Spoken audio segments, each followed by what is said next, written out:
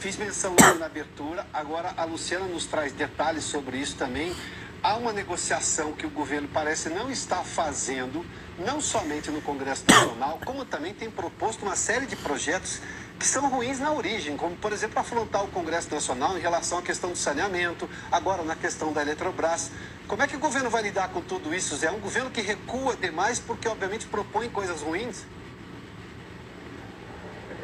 O governo está perdido e esses recuos estão provocando dificuldades políticas até na base, viu? Muito boa tarde, Piotr. Boa tarde a todos.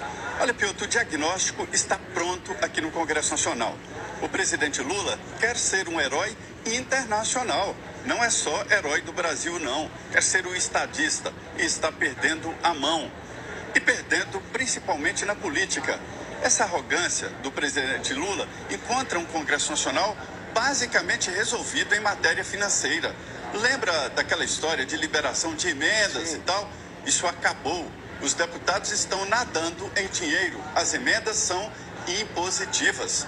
E o Supremo Tribunal Federal decidiu transferir todo o orçamento secreto para as emendas impositivas, ou seja, obrigatórias, dos deputados e senadores. Então, a micropolítica, aquela política do toma lá da cá, já está resolvida. Os deputados têm o dinheiro. A LDO, Lei de Diretrizes Orçamentárias, determina a liberação obrigatória dos recursos, né? Mas aí sobraram os deputados que estão chegando agora. Sim. Quem apresentou emenda no orçamento de 2023 tinha mandato, né, no ano passado. Mas os que não tinham mandato, os novos, estavam sem emendas. O governo pegou ali 6 bilhões de reais das sobras orçamentárias e já repassou para esse pessoal. Então, vamos dizer, a articulação política ficou muito mais difícil, porque além de nomeações, existem outros pontos no governo, mas que cuidam da macro política. Pois é, agora Lula resolve cobrar dos partidos que nomearam. Ele diz o seguinte: olha, não há como ficar dentro do ônibus e fora do ônibus ao mesmo tempo. Indicou para cargos políticos é governo, não é oposição. Hoje aqui, Piotr, foram várias reuniões de partidos políticos. Eu acompanhei a reunião do PSD, uma reunião fechada, mas que eu entrei e vi algumas falas, né? O Gilberto Kassab vem aqui em Brasília conversar com o presidente Lula, mas antes o partido está fazendo um balanço e sabendo onde é que vai. O partido de Geraldo Alckmin também está dividido e há cobranças. O governo tem que ir por esse lado. Os líderes governistas e de governo estão em reunião aqui e tentando repactuar a política. Piotr, não é fácil. O governo, todos os governos daqui para frente, né?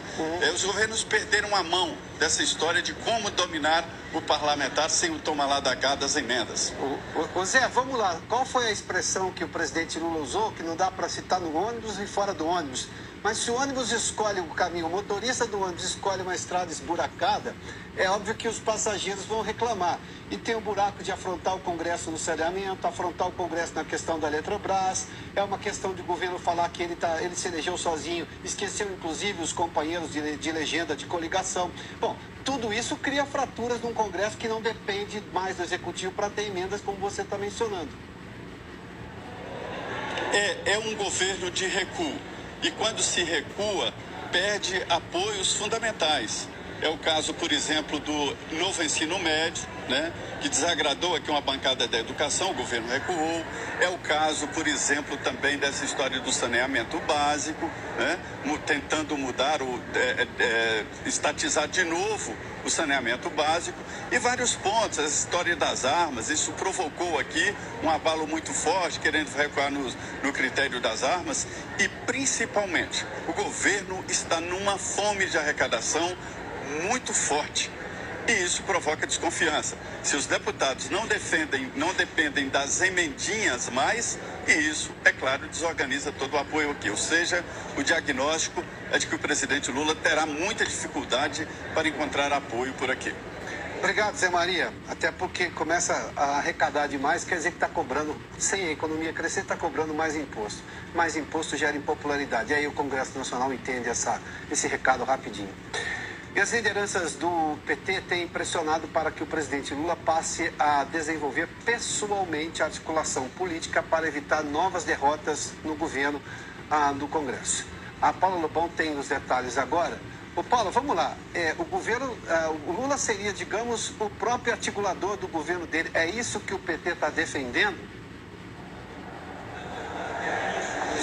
É isso mesmo, Piotr. Ele seria a figura central das negociações e a execução daquilo que o presidente vai negociar vai ficar a cargo do ministro Alexandre Padilha das Relações Institucionais. A gente sabe, Piotr, primeiramente boa tarde para você e boa tarde a todos. A gente sabe, Piotr, que o governo vem acumulando derrotas no Congresso Nacional. Estou falando da PL das fake news, do marco do saneamento, vem arcabouço fiscal por aí. Então precisa reforçar essa articulação, porque apesar de publicamente o presidente Lula ter elogiado, defendido o ministro Padilha, nos bastidores o que se fala é que a verdade é que o governo precisa melhorar e muito essa ponte, essa articulação do Palácio do Planalto com o Congresso Nacional. Então o presidente decidiu assumir o papel central, o papel de negociador. Padilha então vai ficar a cargo de executar o que for negociado. Essa decisão de Lula foi na terça-feira passada, depois que ele foi alertado pelo presidente da Câmara dos Deputados, Arthur Lira, de que as demandas dos parlamentares estão todas reprimidas, não estão sendo executadas, principalmente aquelas relacionadas aos cargos no segundo escalão do governo. Ao sair dessa conversa com Arthur Lira, o presidente Lula deu a ordem imediata que era para destravar todas essas questões e está tudo travado aqui na Casa Civil, viu, Piotr? Pasta essa comandada pelo ministro Rui Costa, que também tem sido muito alvo de críticas nessa questão aí da articulação política, né? Então, inclusive o presidente Lula deve se reunir esta semana com os líderes partidários justamente aí para colher as demandas e também para ajustar a base aliada, que está bem dispersa. O reflexo do que está acontecendo no Congresso Nacional com relação a essas derrotas, né, que o governo tem sofrido no Congresso. E por fim, Piotr, a gente lembra aqui que mesmo já começando essa articulação mais central, num corpo a corpo aí com os parlamentares, o presidente Lula também está fazendo algumas coisas que têm desagradado os parlamentares, como por exemplo ter atacado aí a privatização da Eletrobras. Lembra aqui que essa privatização passou pelo Congresso Nacional, foi aprovada pelo Congresso Nacional e os parlamentares não estão gostando nada disso, desse posicionamento do presidente Lula. E por fim, Piotr, também tem essa indicação de Gabriel Calípolo para a diretoria do Banco Central. Isso foi feito pelo presidente Lula, pelo governo federal, sem aviso aos senadores. A gente sabe que ele vai ser sabatinado pelo Senado Federal. Então os senadores não gostaram nada disso, pegou muito mal. Piotr. Muito obrigado, Paula. Ou seja, isso é articulação, porque muito provavelmente Galípolo deve passar pela sabatina e ser aprovado no Senado. Mas sem explicar aos senadores, cria rusgas num governo que já tem rusgas demais com o Congresso Nacional, até porque propõe ideia ruim, muitas ideias ruins, como por exemplo o saneamento e agora a Eletrobras também. A Eletrobras não só foi aprovada na Câmara e no Senado, no Congresso Nacional, como depois passou por um escrutínio do Tribunal de Contas da União. O governo está questionando isso tudo. Imagina só.